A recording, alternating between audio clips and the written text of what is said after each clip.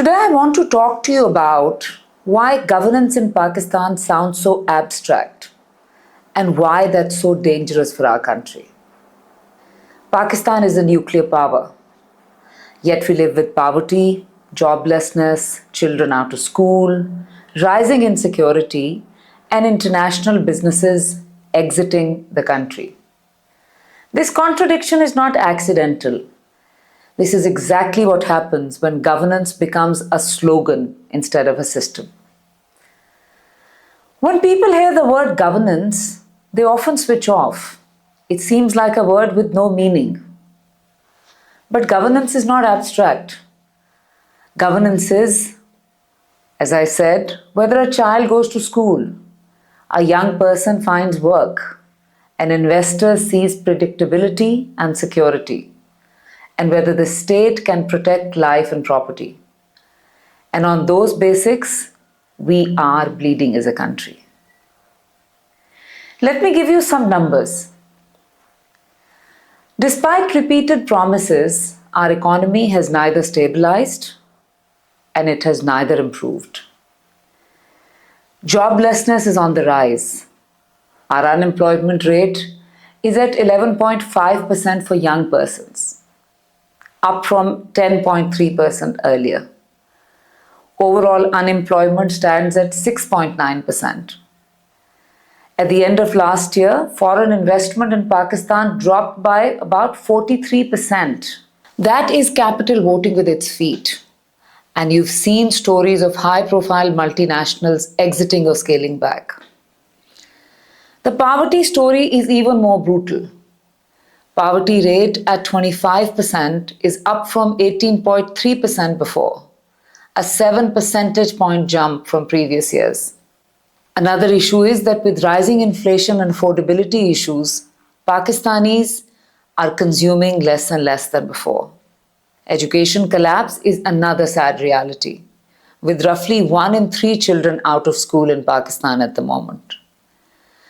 While we're rightly celebrating the diplomatic dividends of the victory against India last May, we cannot ignore another reality. Terrorism is indeed rising again in Pakistan.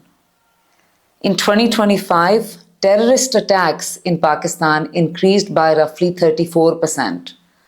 This is the sharpest jump in over a decade. When reforms stall and institutions refuse to move first, it's us, the ordinary citizens, that absorb the bill and bear the brunt. So why does governance still sound abstract to everyone in Pakistan? Truth is, because our policies and our politics has trained our citizens to judge signals, not systems. We understand signals that are speeches, slogans, personality. We understand what our leaders say.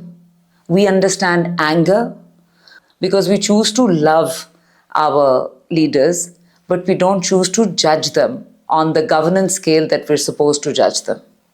We understand grievance. We understand loyalty. We also understand my leader versus your leader. But we do not understand systems. We do not prioritize systems. As citizens, we don't want to understand or talk about taxation, how that has changed in Pakistan. Why are businesses leaving? Why is foreign direct investment not coming? Is it because of high taxation? We don't want to understand or talk about what is policy which is affecting you and I. We don't want to talk about or understand energy reforms.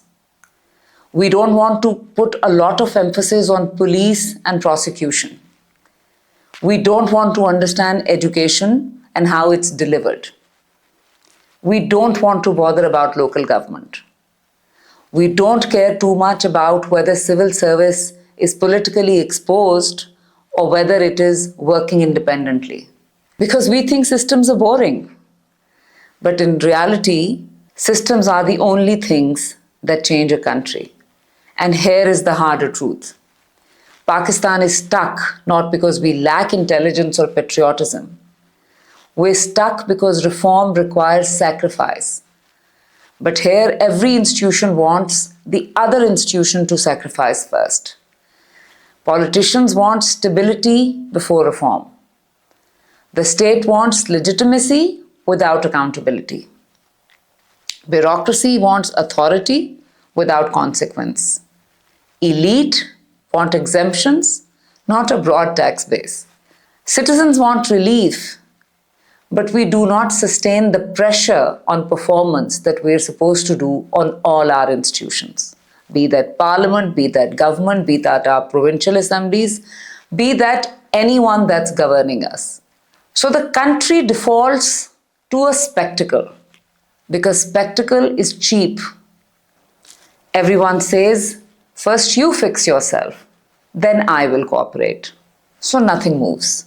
And the bill, the real cost, is paid by families living on shrinking purchasing power. Young people entering a labor market which cannot give them jobs. It's paid by children who continue to stay out of school. And investors, local or foreign, deciding that Pakistan is too unpredictable to invest in it. So that's my question to you. Is governance still an abstract idea? Or is it too dangerous for us to continue to think that it is abstract and it does not concern our lives? Because as long as we keep it as an abstract idea, our society will continue to suffer. Let's ask ourselves what must change. If our future has to change, if our present has to change, this conversation has to become normal in Pakistan. You and I must hold government to account, routinely, relentlessly, and without partisan views. Not emotionally, not as fans, but as citizens who have invested in this country, who have a stake in this country. You must ask your government or your leader, what law did they push? Whether Parliament did any policy work. What did they oversee? Ask your government, national and provincial, what did they deliver? And where did you fail? Did you strengthen a rule? Or did you just win a headline or a talk show? If you do not ask this question, sadly, we will continue to repeat the issue or the problem that we're in. Governance is not a buzzword.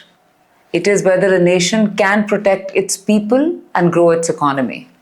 So yes, governance is our problem. It affects you and I every single day. If this brings you any clarity, join me next week.